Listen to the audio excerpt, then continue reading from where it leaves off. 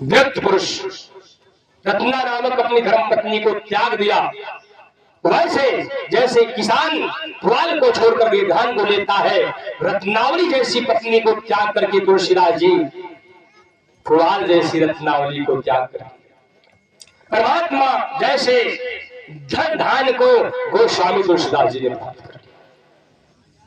तुलसीदास जी इस सृष्टि में अद्भुत गुरु है। उन्होंने क्या कहा, मैं इस प्रश्न को, इस उत्तर को इसलिए बता रहा हूं, लोग कहते हैं मैं भगवान को जानता हूं, भगवान को दूंगा, मैं ज्ञानी, मैं सद्गुरु हूं, ऐसा। लेकिन गोस्वामी जी ने कहा नहीं ज्ञानी नहीं चतुर कहाऊं, नहीं ज्ञानी नहीं चतुर कहाऊं, मति अनुरूप राम गुण गाऊं।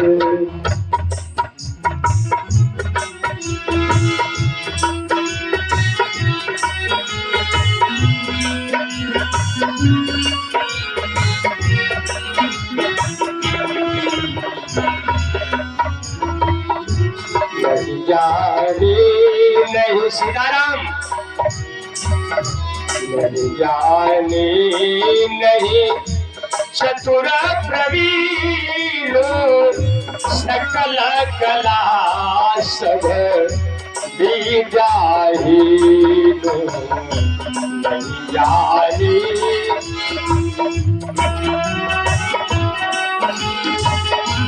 सकल कला सब विद्याहीन। सीताराम,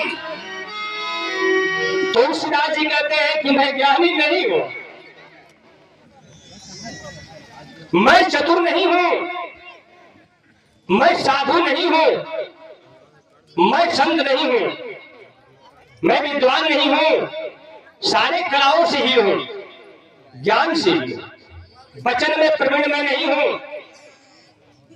इसलिए आज के विद्वान क्या कहते हैं, मैं भगवान हूं, मैं सद्गुरु हूं, सब कुछ भगवान को जानता हूं। ये वो नहीं बोलते, उनका अहंकार बोलता है। इतना ध्यान रखना। शिव ने क्या कहा, शारद शेष महेश विधि आगम निगम पुराण, नेति नेति कही जा शुभ न करहि निरंतर गान। प्रेम से बोली सच्चिदानंद भगवान। भगवान शिव कहते हैं कि मैं नहीं जानता उन परमात्मा को। शारद सरस्वती कहती है विद्या कला की देवी, 64 कला की देवी, मैं उन परमात्मा को नहीं जानती। शारद से शेष नाग अनंत मुखों से भगवान को, भगवान के गुण को नहीं गा पाते, कहते मैं भी नहीं जानता। शारद शेष महेश विधि, ब्रह्मा भी कहते मैं नहीं जानता। नेति नेति कही जा सुगुन, सब लोगों ने कह दिया नेति नेति। नेति का अर्थ क्या है, न इति, न इति। हे भगवान, इतना ही आपकी महिमा नहीं है जितना मैं कह रहा हूं। समझ रहे आप? संत कहकर चले गए कि इतनी ही महिमा नहीं है जितना मैं कह रहा हूं। इसलिए मैंने कहा इस सृष्टि में संभल कर रहना। बहुत सारे विद्वान आएंगे, बहुत सारे संत आएंगे, बहुत सारे कथावाचक आएंगे, लेकिन सावधानी घटी दुर्घटना घटी। संत जन कहते हैं भगवान के, याद रखिएगा, जटाभारा जिनियुक्तम ब्रह्मिका भेषधारिण है, भ्रमंति ज्ञान बालों की भ्रामंती जनानपी, संसार सुखासक्त ब्रह्मभ्यो अस्मृतवादिनः, कर्म ब्रह्मो भय भ्रष्टम तम तजेदम तजम यथा। प्रेम से बोली सच्चिदानंद भगवान।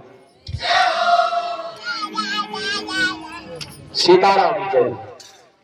जटाभारा श्री नारायण कहते हैं, संत जन कहते हैं, परमात्मा कहते हैं। जटाभारा जटा का बोझ ढोने वाले, भारा जटाभारा जिन्हें उत्तम दंभिका वेश धारण और दंभ का सा भगवा वस्त्र पहनने वाले, जटा का बोझ ढोने वाले, सन्यासी बनकर के हाथों में सोने का चांदी का अंगूठी पहनने वाले, सन्यासी बनकर के बंगला खड़ा करने वाले, सावधान रहना। संत भगवान के जटाभारा जिन्हें उत्तम दंभिका भेष धारण भ्रमंती ज्ञान मालो के भ्रामंती जनाल की। इस गलियों में, शहरों में, बाजारों में घूम घूम कर कहेंगे, श्री हरिनारायण कहते हैं कि भ्रमंती ज्ञान मालो के भ्रामंती, मैं ज्ञानी हूं, ये कहेंगे लोग। मैं भगवान हूं, मैं सदगुरु हूं, ये लोग कहेंगे। भ्रमंती ज्ञान वालों के भ्रामंती जनान की, जन समुदाय को, प्राणियों के चित्त को भ्रमित करेगी। संसार सुखासक्त ब्रह्मज्ञो अस्मित बादिन, उनकी दिनचर्या क्या है? संसार सुखासक्त, संसार के सुखों में आसक्त। उनके पास बंगला, उनके पास सोना चांदी धन धान्य है, जो गृहस्थ के पास नहीं है। बहु धाम समार ही धाम जति, विषया हर लिंध न रही। बेटा शांत, पीछे से विषया कलयुग में साधु संत कैसे होंगे? सन्यासी बन गए। मैं सन्यासी हूं, संसार के विषय वासनाओं, नाम सन्यासी का है, लेकिन संसार के सुखों में आसक्त है। उनके पास अनेकों दासियां रहेगी, अनेकों सेवक रहेंगे, महल, नाना प्रकार के वस्तु रहेंगे। संसार सुखासक्त ब्रह्मज्ञो अस्मित बादिन, और वे कहेंगे मैं ब्रह्म को जानता हूं। सज्जनानंद भगवान कहते हैं कि ऐसा कहने वाला कर्म ब्रह्म उभय नष्टम, उभय का मतलब दो होता है। वे पाखंडी जो सन्यासी का नाम लेकर के संसार के सुखों में, भोग में, विलास में, स्त्री में और धन समुदाय में आसक्त है, वे कर्म से भी भ्रष्ट हो जाता है और ब्रह्म से भी सावधान है। भगवान कौन है, भगवान के क्या गुण है बताता हूं, याद रखना। आप तो पहले ये नहीं पहचान सकते कि साधु कौन है, असाधु कौन है। श्री कृष्ण के शरण में जब ये अर्जुन आए, तब पहचान सके कि यहाँ मेरा कौन है। नहीं तो इससे पहले जानते कि दादा मेरे, गुरु मेरे, भाई मेरे, सारे जन समुदाय मेरे। लेकिन जिस समय श्री कृष्ण ने सत्य ज्ञान बताया, आत्मज्ञान बताए, उस समय अर्जुन का नेत्र खुल गया कि यहाँ मेरा कोई। अर्जुन बोले क्या करूं, युद्ध करूं कि ना करूं? क्योंकि युद्ध करना पाप है, जिसमें सारे अपने परिवार के लोग हैं। परिवार को मार देना पाप, अपने हाथों से रक्तपात करना। आप भी साधु हो भगवान, हे श्री कृष्ण, आप भी जानकार, मैं भी जानकार हूं, अर्जुन भी जानकार बन रहे हैं।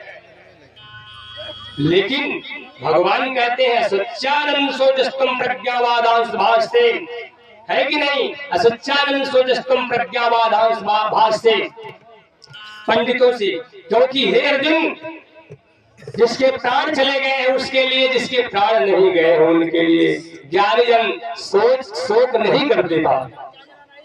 गदा सुन नान सोचंती पंडिता।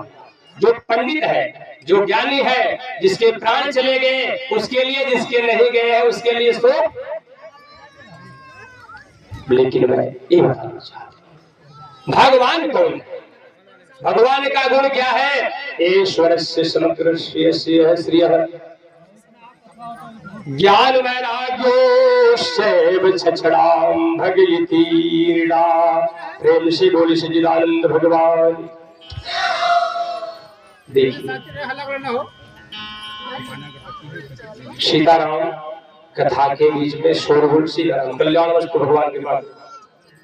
अपनी बात मन में कर लो। क्या मैं बोला अभी?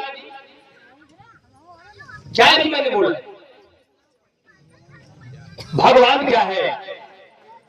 भगवान कौन? अरे सीताराम, अरे धन, आइए आइए आगे आइए। देखिए उधर नहीं, वहां नहीं बैठना है, इधर आइए। अरे सीताराम सिरताज है इस क्षेत्र के आप। नहीं नहीं, शोभा नहीं आप आइए, उठिए, कृपा करिए, आइए। ऐसे अपने मन से नहीं, यहाँ भगवान का दरबार है। आप कितने महान हैं आप, हम जानते हैं आप। ये देखिए बुल्लू यादव जी है, कटरिया की धरती से। इस क्षेत्र में कथा का ये हनुमान माने जाते हैं। बहुत कथाएं होती है इस क्षेत्र में। भगवान से इतना इनका प्रेम है, लगाव है, कि सदा कथा यही लिख लेते हैं। आगे इधर जय हो जय हो। इनके सहयोगी शोभनाथ यादव जी है, कटरिया के क्षेत्र से। अरे देखिए कल्लू यादव जी, कल्लू जी भी आए, कल्लू पटेल। अरे जय हो सीताराम सीताराम सीताराम। अरे बारे बोलो भैया, जय सीताराम।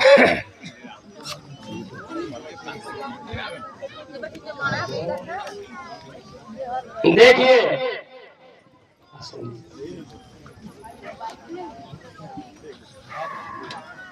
भगवान कौन है, किसे कहते हैं भगवान? भगवान का गुण क्या है? ईश्वरस्य समग्रस्य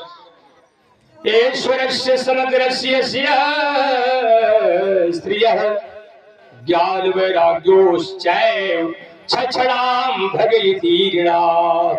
प्रेम से बोले सच्चिदानंद भगवान। ईश्वर, जिस पुरुष में संपूर्ण ऐश्वर्य विद्यमान हो, समग्र धर्मस्, जिस पुरुष में संपूर्ण धर्म विद्यमान हो, संपूर्ण ऐश्वर्य विद्यमान, ईश्वरस्य समग्र धर्मस्य, जिस पुरुष में संपूर्ण यश विद्यमान हो, श्रेय, जिसमें संपूर्ण श्री विद्यमान हो, ईश्वरस्य समग्रस्य धर्मस्य यस्य श्रेयः ज्ञान वैराग्योश्चैव, जिस पुरुष में संपूर्ण ज्ञान विद्यमान हो, सृष्टि का जितना ज्ञान है, और जिस पुरुष में संपूर्ण विज्ञान विद्यमान हो, छछड़ाम मतलब भग इतीर्णा, इसका नाम भग है। क्या है? भग का मतलब शरीर होता है। इन छहों का नाम, जिसमें संपूर्ण धर्म हो, संपूर्ण यश हो, संपूर्ण ज्ञान हो, संपूर्ण वैराग्य हो, संपूर्ण श्री हो, संपूर्ण यश हो, ये छह ये भक्त है। और जो इसमें गति प्रदान कर, अर्थात वान का मतलब चला देना, जो धर्म को चला दे, जो ज्ञान को चला दे, वैराग्य को चला दे, श्री को चला दे, इसको गति दे दे, उसका नाम है भगवान। उत्पत्ति प्रलयम च भूतानां गतिम गतिम विद्या अविद्याम च स वाच्यो भगवान की। प्रेम से बोली सच्चिदानंद भगवान की। पानी पिला दीजिए हरि किशन जी, लाग रहा। अच्छा ठीक ठीक। देखिए उत्पत्ति जो संपूर्ण सबकी उत्पत्ति को जानता है, उत्पत्ति प्रेम जो सबके उत्पत्ति का उपादान केंद्र है, उत्पत्ति प्रेम च भूतानां गतिम गतिम, जो सभी प्राणियों के आने और जाने की गति को जानता है। वेत्ति विद्याम अविद्याम, जो विद्या को भी जानता है और अविद्या को भी। वेत्ति विद्याम अविद्याम च स वाच्यो भगवान इति, इसी महापुरुष का नाम है भगवान। आपकी माता, आपके पिता, आपके भाई, आपके परिवार, बहुत सारे संत महात्मा सीमित अवस्था तक जानते हैं, लेकिन परमात्मा उन संत के भी गति को जानते हैं। इसलिए उन परमात्मा का नाम भगवान है, जिसमें सारी ये कलाएं विद्यमान है। जैसे श्री कृष्ण का नाम भगवान है, शंकर भगवान शिव का नाम भगवान है, राम का नाम भगवान है, ऐसे ऐसे महापुरुषों का नाम भगवान होता है। नदियों के पास अपना जल नहीं होता, परंतु जय हो कल्याण हो सीता, कल्याण हो सीता। नदियों के पास अपना जल नहीं, जल तो सागर के पास है, लेकिन सागर से जल निकल करके नदियों को धनवान बना देता है। मैं ये बताना चाहता हूँ, परमात्मा यहाँ न कोई विद्वान है, न कोई संत है, न कोई महात्मा है, न कोई राजा है, न कोई प्रजा, न कोई ज्ञानी, न कोई विज्ञान। जैसे सागर से निकला हुआ जल नदियों, सागर से निकला हुआ जल नदियों को धनवान बना देता है, प्रतिष्ठवान बना देता है, उसी प्रकार परमात्मा से निकला गुण ही मानव को ज्ञानी बना देता है, विद्वान बना देता है, संत बना देता, राजा प्रजा बना देता है। जो चेतन को जड़ कर ही, जड़ ही करे से चेतन, अस समर्थ रघुनायक भजहि जीव। परमात्मा चाहे जिसको जड़ बना दे, चाहे जिसको चेतन बना दे। आइए अब हम कथा की ओर चलते हैं। इस संसार में कौन वंदनीय है और कौन वंदनीय नहीं है, कुछ इसका मैं भाष्य कर देता हूं, समझ जाना। ये भी देख लेना कि आप वंदनीय हो कि नहीं, और आपके पास आप वंदनीय हो कि अवंदनीय हो, इसका अनुमान लगाना। कोई राजा है, कोई सन्यासी है, कोई साधु है, कोई बैरागी है, कोई ब्रह्मचारी है, कोई गृहस्थ है, अपने अपने को सब लोग श्रेष्ठ मानते हैं। लेकिन देख लेना कि आप इसके योग्य हो या नहीं। सोचिए निपति जो नीति न जाना,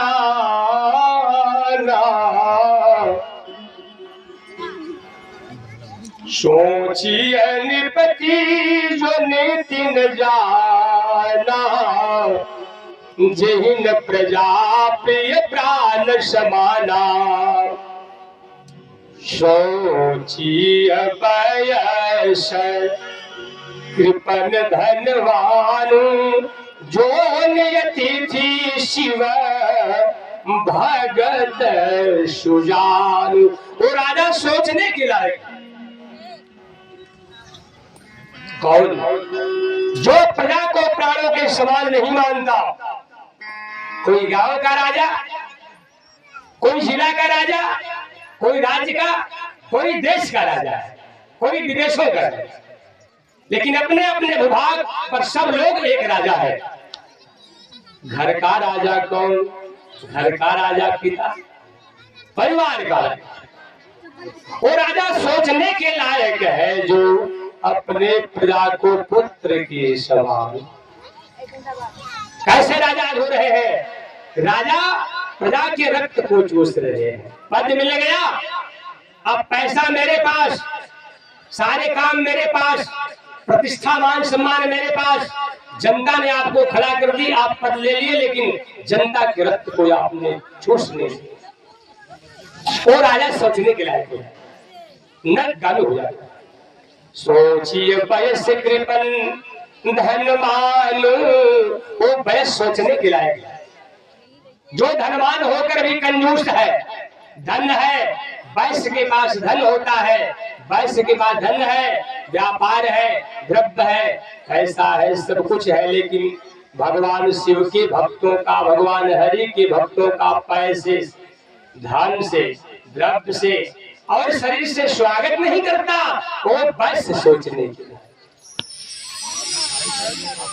सोचिए विप्र, सोचिए विप्र जो वेद बीना, तज निज धर्म विषय लीना। वो विप्र सोचने के लायक है जो अपना धर्म त्याग करके विषय भोग में लीन हो। विप्र किसे कहते हैं? मैं बता चुका हूं पीछे। विप्र किसे कहते हैं? याद है? नहीं याद है? जन्मना जायते क्षुद्र संस्कारात् द्विज भवेत् वेद पाठी भवेत् विप्रो। ब्रह्मज्ञानादि ब्राह्मण। वेद पढ़ने का अधिकार जिसको प्राप्त हो गया, गुरु शरणागति जिसको मिल गई, उसको विप्र कहते हैं। लेकिन गुरु शरणागति भी मिली, तपस्या करने का मौका मिला, भजन करने का, नाम जपने का मौका मिला, लेकिन वो स्त्री में आसक्त हो गया, पैसे में आसक्त हो गया, द्रव्य में आसक्त होकर के और नाना प्रकार का पूजा आदि करवाने लगे।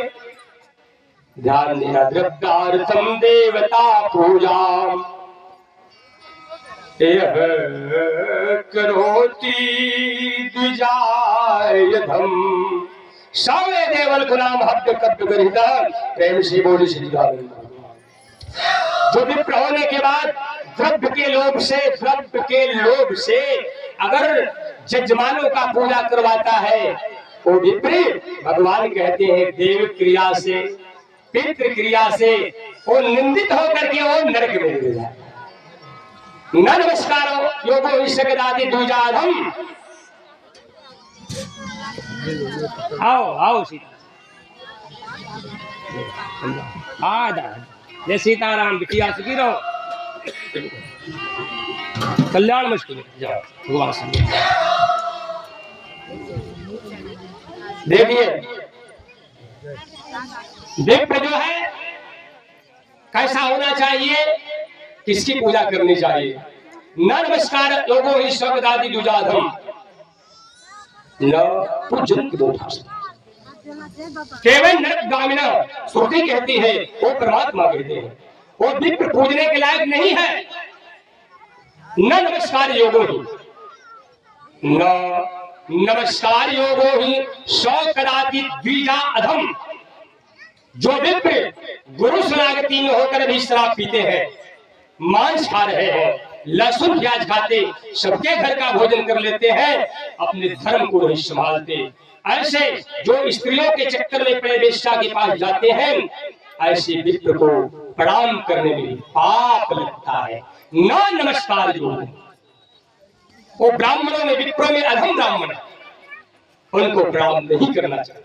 न पूजन मूढ़ास्ते, वो मूर्ख पूजने के लायक भी नहीं है। अच्छा आप बताओ, रावण की पूजा करते हैं आप लोग? रावण की घर में आप सब रावण की पूजा क्यों नहीं करते? ब्राह्मण विप्र थे, क्यों नहीं करते? अच्छा विभीषण की पूजा करते हैं, विभीषण का गुण गाते हैं, विभीषण के पद चिन्हों पर चलते हैं। क्यों? क्योंकि विप्र विभीषण ने अपने धर्म को संभाल लिया। इसलिए यहाँ इस सृष्टि में कर्म की पूजा होती है। कर्म जिसके सच्चे हैं तो किस्मत उसकी दासी है, और मन जिसके निर्मल है तो घर में मथुरा काशी है। यही भगवान श्री कृष्ण ने गीता में बताया, कर्मण्यवाधिकारस्ते मा फलेषु कदाचन मां कर्म फल हेतुर्भुर्मा ते संगो अस्तु कर्मणि। कर्म करो पार्थ, और इस कर्मों में फल की आकांक्षा, आसक्ति को त्यागो, कर्म करो, फल की चिंता न करो, फल देने वाला कोई और। दूसरी बात, इस संसार में आपके हाथ में कुछ भी नहीं है। 6 चीज विधाता के हाथ में है, हानि लाभ जीवन मरण यश अपयश। विधि ब्रह्मा के हाथ में। अच्छा ये बताइए, ब्रह्मा जी कहां रहते हैं? 6 चीज ब्रह्मा के हाथ में होता है। इंसान के हाथ में क्या है? तब मनुष्य के हाथ में क्या? हानि भी ब्रह्मा, लाभ भी, और हानि लाभ जीना मरना यश अपयश विधि के जब हाथ हो गया तो आपके हाथ क्या है? कोई हाथ उठाए? कर्म है। कर्म प्रधान विश्व करि राखा, कर्म प्रधान विश्व करि राखा, जो जस करे सो तस फल। इसलिए इस संसार में कर्म ही प्रधान है, कर्म के सिवा कुछ नहीं है। इसलिए मैंने कहा कि अगर ब्राह्मण अपने विप्र अपने कर्म को नहीं संभाले तो निंदनीय हो जाएंगे। लेकिन विप्र उसे कहते हैं जो गुरु के शरणागति को स्वीकार कर लिया, वो विप्र पूजने के लायक है। पूजिए सोचिए विप्र जो वेद विहीना, तज निज धर्म विषय लय लीना। जो अपना धर्म छोड़ करके विषय में हो। सोचिए शूद्र विप्र अपमानी, पंखा मत लगाओ पीछे। सोचिए क्षुद्र विप्र अपमानी, मुखर मान प्रिय ज्ञान गुमानी। और क्षुद्र सोचने के लायक है जो मुखर है। मुखर का मतलब क्या हुआ? मुंह माने मुख, खर माने कठोर, मुख से कठोर वचन बोलने वाला। क्षुद्र मुख से जो कठोर वचन बोलता है, चाहे कोई हो, वो क्षुद्र है। मुख से कठोर बोलने वाला वचन वो क्षुद्र है। और अपने ज्ञान पर अहंकार करने वाला व्यक्ति क्षुद्र है। क्या रावण क्षुद्र था या ज्ञानी? ज्ञानी था। जब रावण ज्ञानी था तो अंगद जी ने कहा, अरे मूर्ख, अरे सच दुष्ट कहीं का, तो ज्ञानी होकर भी भगवान को नहीं जानता, विद्वान वेद का होकर भी नहीं जानता। रावण को मूर्ख बोला गया, सठ बोला गया, दुष्ट बोला गया। क्यों?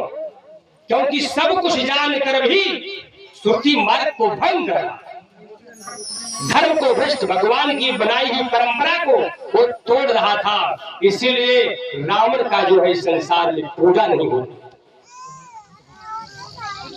इसलिए वो क्षुद्र सोचने के लायक है जो ज्ञान पर अहंकार करता है। ब्राह्मण का तिरस्कार, संतों का तिरस्कार और भगवान का तिरस्कार। हाँ, वार्तालाप न हो।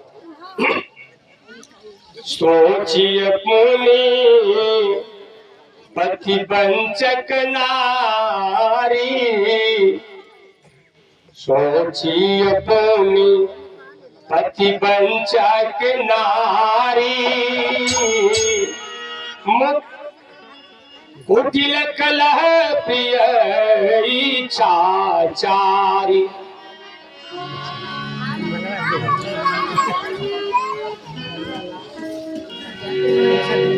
सीताराम, एक काम करना, जो माताएं चढ़ावा अपना अपना ली है अपने हाथ में रखो, यहाँ अवसर दिया जाएगा, वही बताते हैं। चिन्हते रहना, अपना दूसरे के ना उठाना, अपना अपना चिन्हे रहना। हाँ, अपने हाथ में रखो, चिन्हती रहोगी। बाद में अवसर को मौका देना। सोचिए नारी जो, सोचिए नारी, सोचिए पुनिपति वंचक नारी, कुटिल कलह प्रिय इच्छाचारी। वो नारी सोचने के लायक है जो कपटी है, जोक की तरह चाल चलती है। परिवार में, गांव में, घर में कलह पैदा करती है, सास से लड़ जाती, ससुर से लड़ जाती। वो नारी सोचने के लायक है। सोचिए, सोचिए नारी, ये नारी सोचने के लायक है जो घर में कलह पैदा करती और कटकुटिल चाल चलती है। सोचिए बटु निज व्रत परिहरहि, जो नहीं गुरु आय सुयनुसरहि। वो बटु सोचने के लायक है जो गुरु के आश्रय में, गुरु के अधीन होकर वो कर्म नहीं करते। बटु अर्थात ब्रह्मचारी सोचने के लायक है।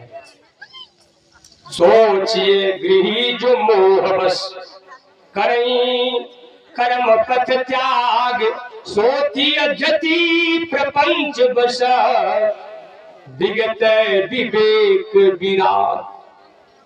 वो गृहस्थ सोचने के लायक है। लगभग इसमें सब लोग गृहस्थ ही बैठे हैं। शायद इसमें कोई ब्रह्मचारी एका दुक्का होंगे, ऐसी बात नहीं। सन्यासी भी हो सकता है, एकाधे कोई हो, नहीं तो नहीं भी होंगे, क्योंकि ये बिडला होगा। आप गृहस्थ हो, लेकिन ये गृहस्थ सोचने के लायक है जो मोह के कारण भगवान का रास्ता छोड़ दे, धर्म का रास्ता छोड़ दिया, भक्ति का मार्ग छोड़ दिया। वो गृहस्थ सोचने के लायक है। सोचिए जति प्रपंच, जति मतलब सन्यासी। वो सन्यासी सोचने के लायक है जो वैराग्य छोड़ दिया, जो विवेक छोड़ दिया और विषय को। इसलिए आप लोग कदापि ऐसा काम न करना। आप गृहस्थ हो तो गृहस्थ के धर्म को बचाए रखना। बेटा बेटी स्त्री और धन धान सभी वस्तुओं के साथ रहकर, साथ में रहकर वैसे ऊपर रहना जैसे कमल जल में रहता है, लेकिन जल का सतह छोड़ करके ऊपर आया। ब्रह्मधाय कर्माणि संगम कृत्वा करोति लिप्यते सेन लिप्यते न स्वपापेन पद्म पद्मवामसी। भगवान कहते हैं, हे अर्जुन, जो संपूर्ण कर्मों को मुझे अर्पण करके जल और कमल के पत्ते की भांति मेरे शरण में रहता है, वह सदा संसार में आदरणीय और वंदनीय होता है। जैसे कमल जल में होता है, कमल का पत्ता जल में होता है, लेकिन कमल के पत्ते पर जल का छींटा नहीं होता। उसी प्रकार एक विषय वासना भगवान की माया एक जल के समान है, और साधुत्व भगवान की भक्ति एक कमल के पत्ते के समान है। बस यही आपको करना है कि आपके भक्ति पर वासना का जल, वासना रूपी जल का छींटा न पड़े। ममता रूपी जल का और आसक्ति रूपी, अहंकार रूपी, क्रोध रूपी जल का आपके भक्ति रूपी इस कमल के पत्तों पर छींटा न, इसको बचा कर रखना। नहीं तो फिर ये जन्म मिलेगा कि नहीं मिलेगा, पछताए क्या होता है। चिड़िया चुन गई खेत। सुखदेव जी महाराज परीक्षित से कल कथा भगवान श्री कृष्ण के अनेकों प्रकार की लीलाओं को सुनाए। उनके बहुत सारे चरित्र का वर्णन किए। द्वारिका में आना, द्वारिका में सबको सुखी बनाकर और अनेकों प्रकार से लीला करना, अपने वंश का भी संहार करवा देना ऋषियों के द्वारा। उसके बाद प्रभु के जाने का जब समय हो गया, साकेत धाम में देवता गण आए। भगवान श्री कृष्ण से बोले कि प्रभु कृपा करके आप यहाँ से अब चले, आपके जाने का अवसर हो गया। जो उस यदुवंशियों के अंदर जो एक लड़का था, पेट में अपने जो कपड़ा बांध करके संत को रिहा रहा था, उसके पेट से जो लोहा निकला समुद्र में चोड़ करके फेंकवाया गया। एक टुकड़ा और फेंकवा दिया गया, और उस टुकड़े को सागर से उस टुकड़े को सागर में एक मछली मिल गई थी, और मछली एक बहेलिये के हाथ लगी। अब बहेलिया ने मछली को चीरने जब लगा तो उसके पेट से लोहे का टुकड़ा निकला, और उसी टुकड़े से श्री कृष्ण पर वार कर दिया है। उन यदुवंशियों में वो भी तो है, वो भी तो है। अच्छा, जो दुनिया को मारने वाला है उसको बहेलिया मार सकता है क्या? जो दुनिया को मारने वाले हैं, जिनकी वंदना शिव करें, जिनकी वंदना ब्रह्मा करें, जिनकी वंदना शेषनाग सृष्टि के सारे संत जन करें, उनको कोई बहेलिया मार सकता है? लेकिन ये सुना जाता है कि बहेलिया ने भगवान को मार दिया।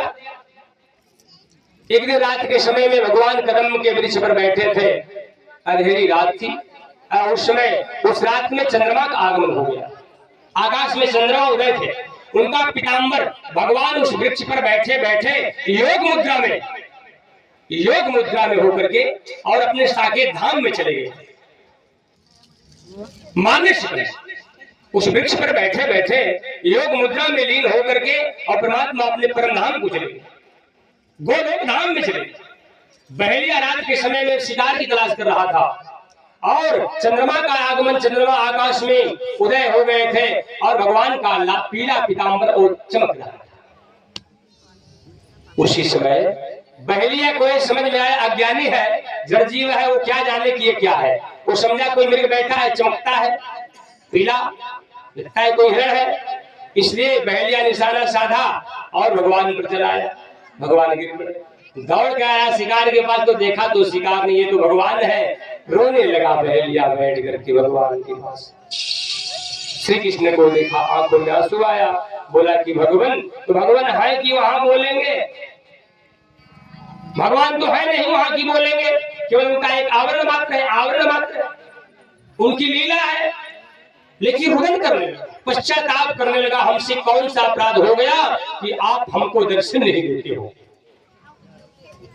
उसके रुदन, उसके प्रेम को देखकर भगवान खड़े बोले, देखो तेरा ऋण था मेरे ऊपर, तेरा क्या था, ऋण था मेरे ऊपर, इस ऋण को मैंने दिया, ये ऋण था, इस ऋण को मैंने चुकाया और तुम मुझे मार भी नहीं सकते हो, ये हमारी इच्छा थी, इसलिए जाओ, तुम्हारा दोष नहीं, हमारी इच्छा थी और मुझे मारने वाला कोई नहीं। इसलिए बहेलिया पश्चाताप कर रहा था, भगवान उसको स्वांतना दे करके अपने चरणों की भक्ति प्रदान करते हैं, उसे अपना साकेत धाम में। इस प्रकार से लीलाएं महाराज परीक्षित ने जब सुना तो बोले, सुखदेव जी महाराज की, अब क्या सुनना चाहते हो, अब क्या सुनना चाहते हो। उस समय सुखदेव जी महाराज से परीक्षित ने कहा कि प्रभु हमको अब ये बताइए कि इसके बाद जबकि भगवान साकेत धाम में चले गए तो उनके जाने के बाद फिर इस सृष्टि में क्या हुआ, अब कौन सी भगवान की लीला चली, फिर भगवान अपने भक्तों का कैसे कल्याण करते थे। इसलिए मैं सुना हूं कि मार्कंडेय ऋषि भगवान श्री कृष्ण के परम भक्त थे। इस प्रकार से हमें मार्कंडेय जी का कथा बताइए, वो कौन थे, किसके वंश से उनका जन्म हुआ था, उनकी भक्ति कैसी थी। इस प्रकार कल्याण हो भगवान सदा।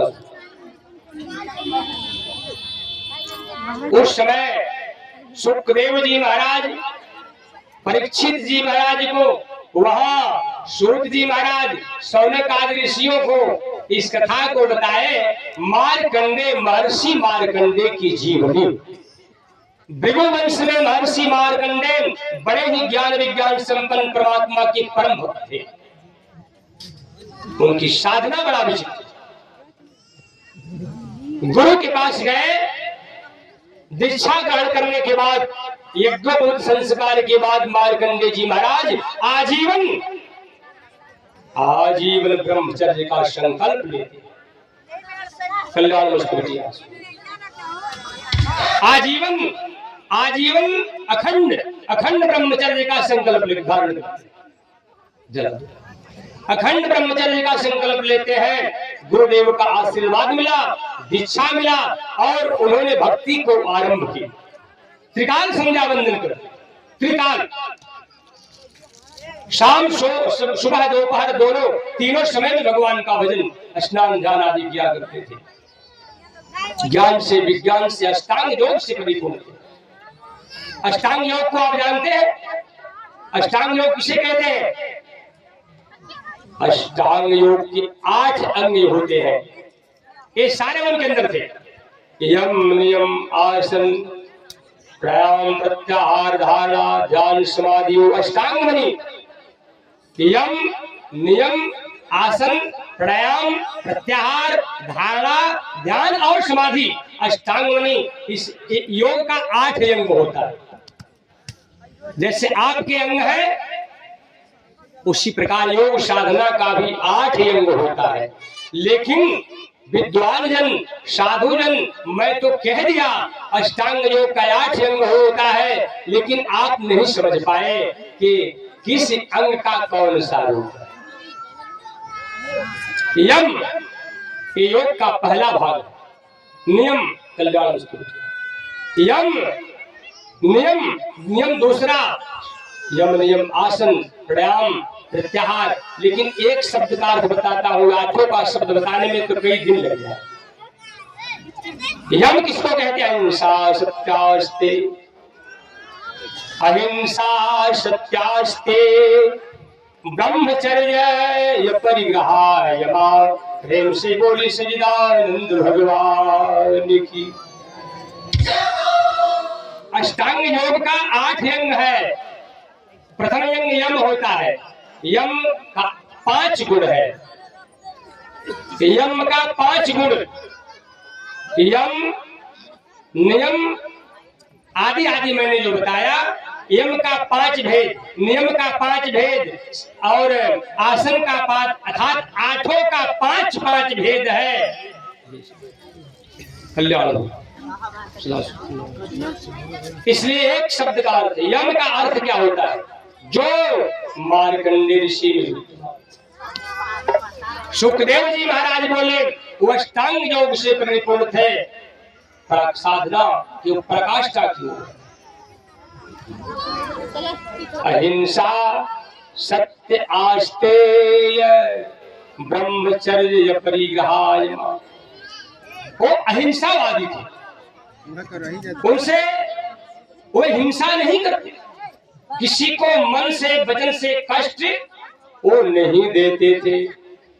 किसी को मन से वचन से कष्ट देना जो है हिंसा होता है। इनसे अलग हो जाने का नाम अहिंसा है। अहिंसा सत्य, वे सदा सत्य बोलती थी।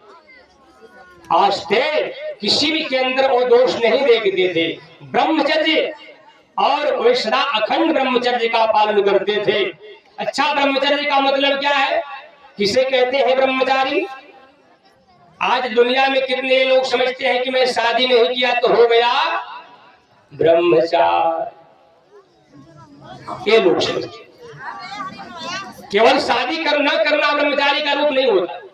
अगर शादी न करना ब्रह्मचारी का रूप हो जाए तब तो बहुत सरल उपाय हो जाए भगवान को पाने।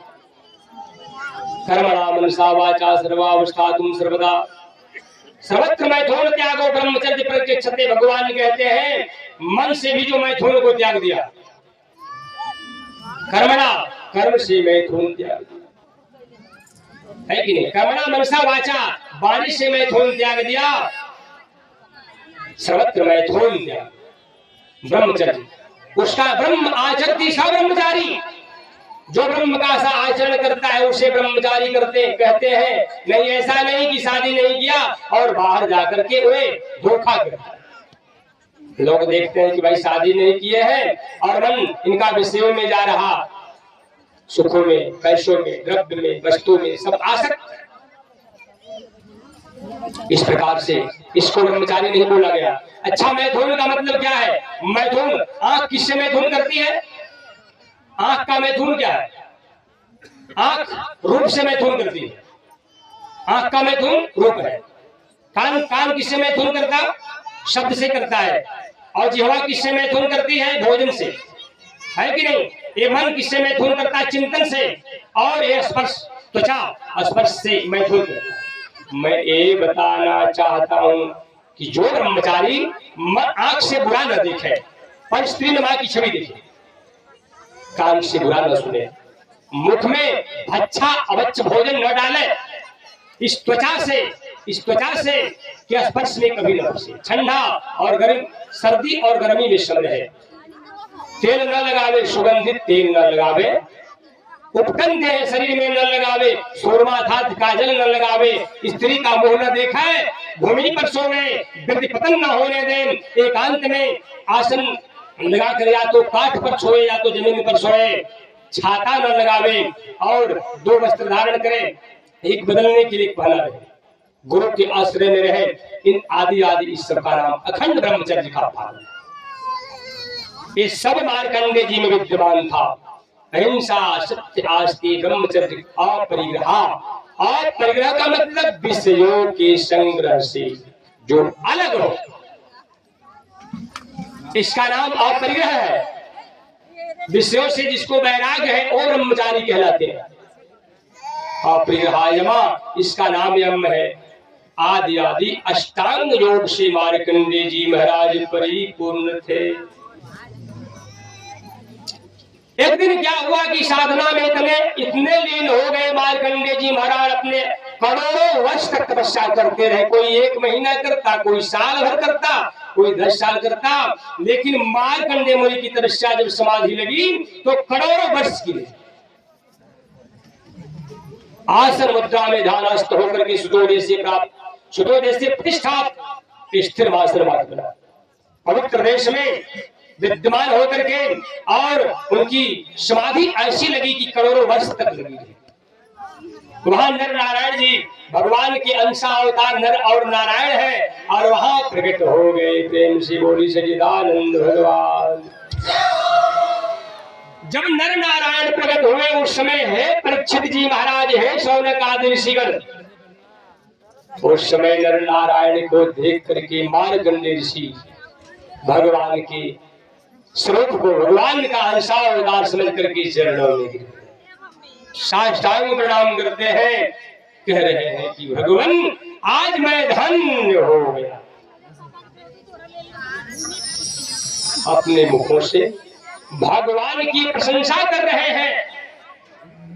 आप भी, आपके कोई घर संत आ जाए, कोई ब्राह्मण आ जाए, कोई महात्मा ज्ञानी विज्ञानी आ जाए, उन महात्मा की आप प्रशंसा करना, उन ब्राह्मण की प्रशंसा करना, उन ज्ञानी की प्रशंसा करना। अरे आप में क्या रखा, मुझ में क्या रखा। भगवान श्री रामचंद्र जी भी ब्राह्मण को उत्तम आसन पर बैठा करके, ज्ञानी विज्ञानियों को उत्तम आसन पर बैठा करके उनके चरणों की सेवा की। संत सरल चित जगत हित, संत सरल चित जगत हित जान स्वभाव स्नेह। संतों का चित्त सरल होता है। संत का जीवन अपने लिए नहीं होता। संत भगवान के दूसरे प्रतिबिंब माने गए, इसलिए भगवान में और संतों में कोई अंतर नहीं होता, क्योंकि संत मिलन भगवंत भजन। भगवान श्री नारायण को, नर नारायण को देख करके मार्कंडेय ऋषि भगवान के चरणों में गिर पड़े, भगवान की प्रशंसा स्तुति कर। भगवान आप सर्वज्ञ हो, आप सर्वसमर्थ हो, सर्वांतर्यामी हो, सृष्टि का मूल आधार हो। आपके भ्रुकुटी हिलने मात्र से इस सृष्टि बन जाती है, और आपके भ्रुकुटी हिलने मात्र से इस सृष्टि का प्रलय हो जाता। इसलिए इसका आदि भी आप है, इसके मध्य भी आप है, और इसके अंत भी आप है। आपके दिव्य विभूतियों का पारावार नहीं है। रसोई हम स्कौन्ते प्रभास्मि शशि सूर्यदेव प्रणव सर्ववेदी सुशब्द खेत पुरुषों। भगवान गीता के अंदर भी ये बताए हैं, हे धनंजय देखो, रसोई हम स्कौन्ते प्रभास्मि शशि सूर्यदेव, जल में मैं रसों, प्रभास्मि शशि सूर्यदेव, चंद्रमा में शीतलता और सूर्य का प्रकाश। आज कितने लोग कृष्ण को देखकर हंसी उड़ाते हैं, कृष्ण को मानव समझते हैं। यदुकुल यदुवंश में अवतार लेने वाले भगवान श्री विष्णु को साधारण मानव समझते हैं। ऐसे मानवों को भगवान ने कह दिया कि ये मूर्ख है। अवजानन्ति माम मूढ़ा मान संत निवासिता परम भाव जानन्तो मम भूत महेश्वर। मनुष्य के रूप में मेरे परम भाव को न जानने वाले मूढ़ मनुष्य संपूर्ण भूत प्राणियों के कल्याण के लिए विचरण करते हुए मानव रूप में मुझको तुच्छ मानते हैं कि मनुष्य कृष्ण मनुष्य है। जो ऐसा कहने वाला मूर्ख है वो मुझे कभी प्राप्त नहीं कर सकता।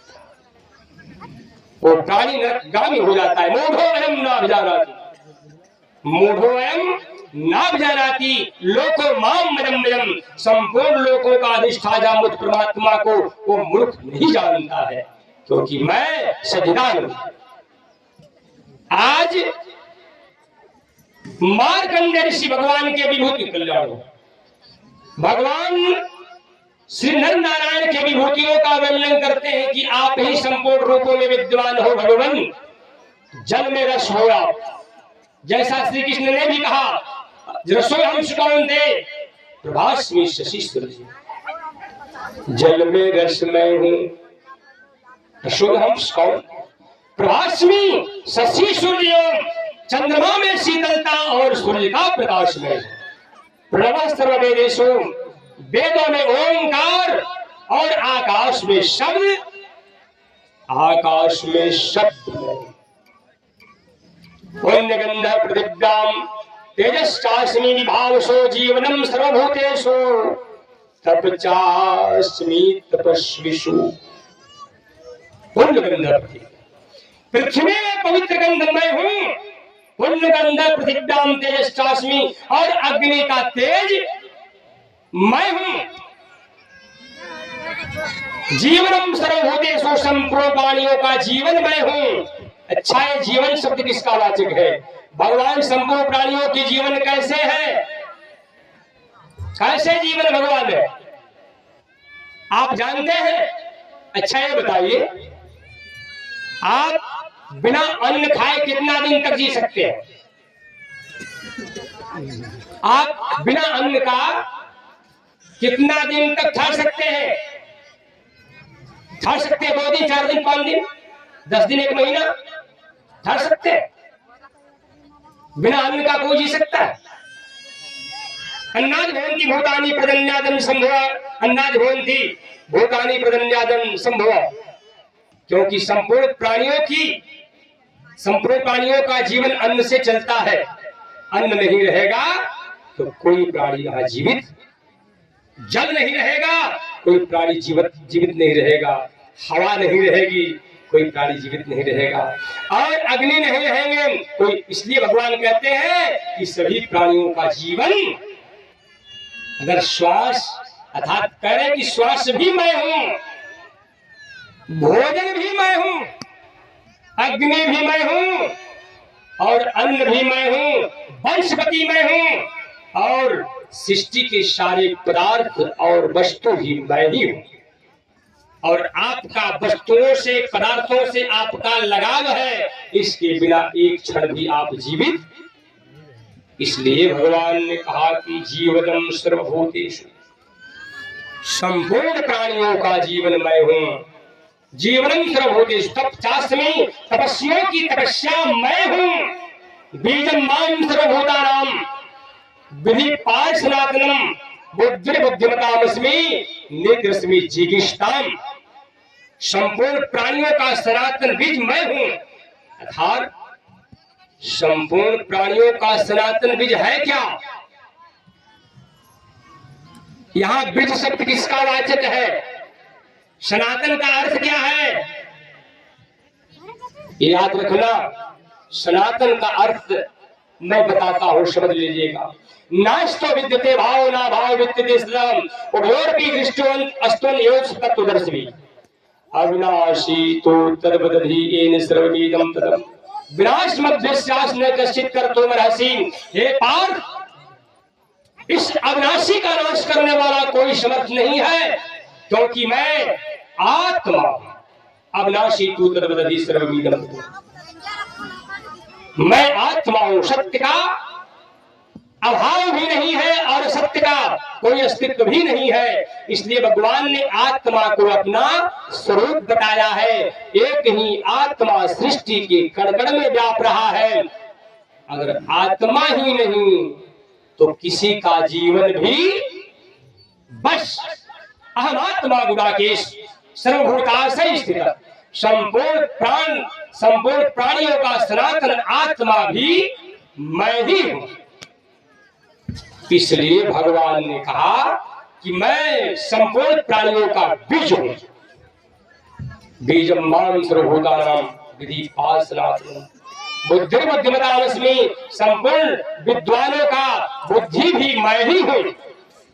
इस प्रकार से यहाँ मार्कंडेय जी कहते हैं कि भगवान आप सर्वेश्वर हो, सर्वरूप हो, सबके हृदय में वास करने वाले हो, और आज मैं धन्य हो गया, आपके दर्शन से कृत हो गया।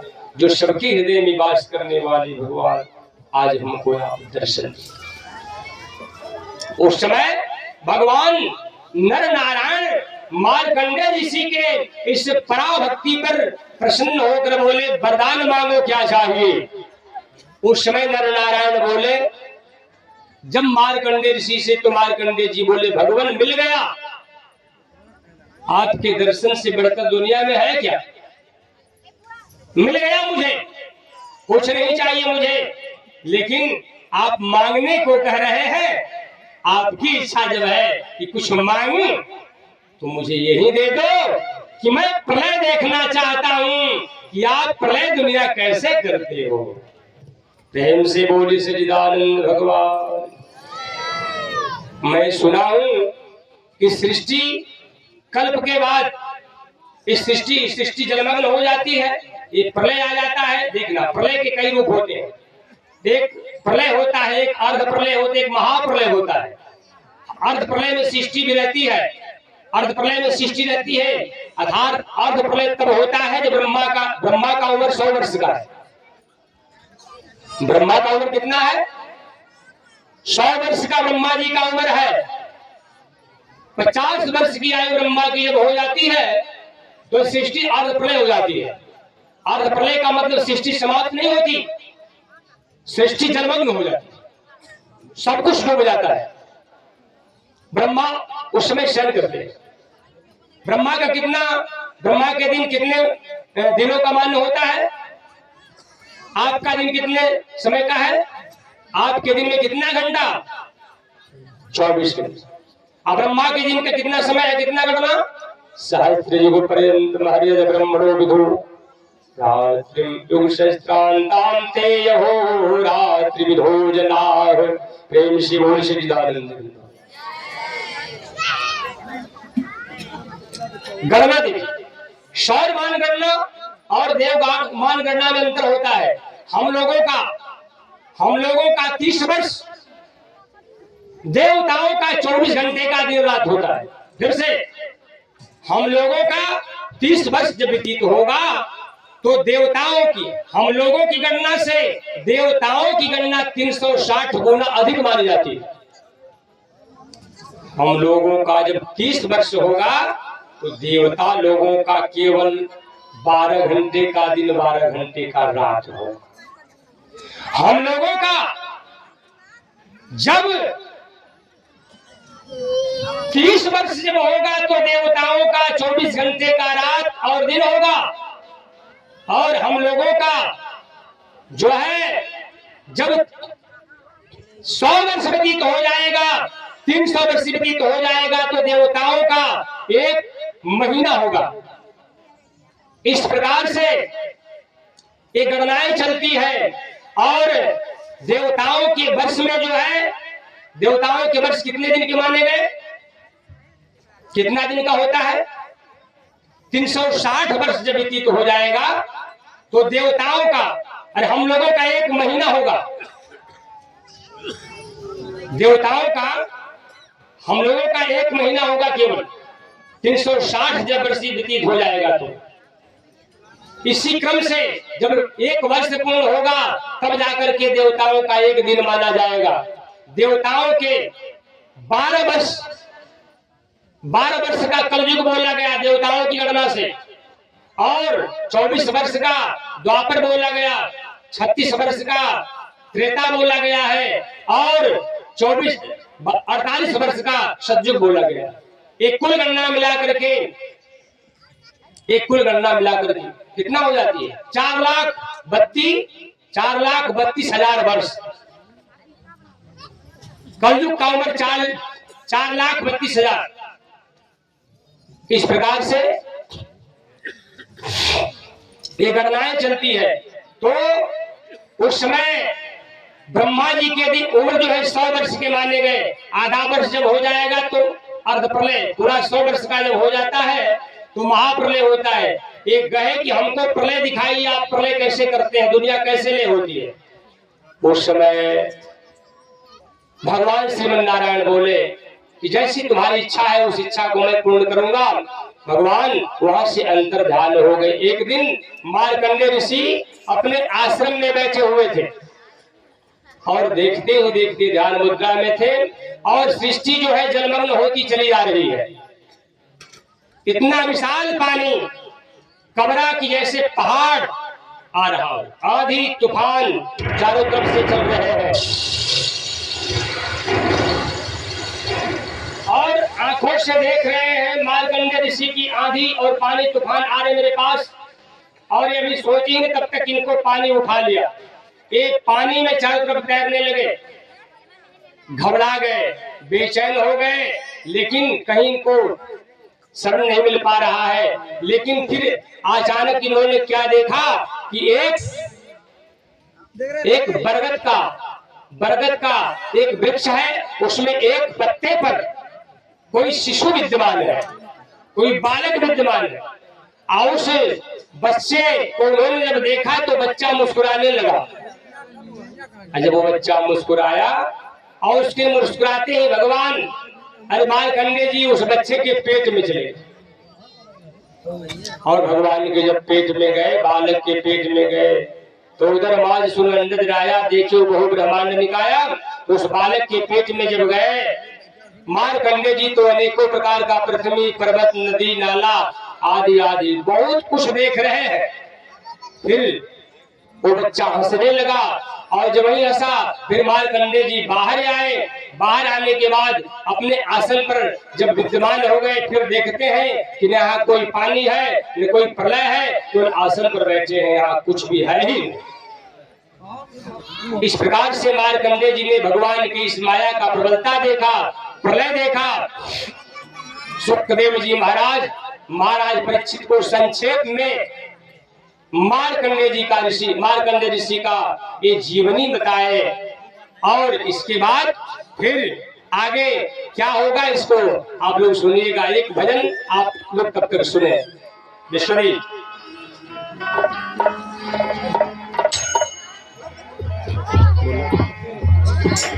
आइए महाराज।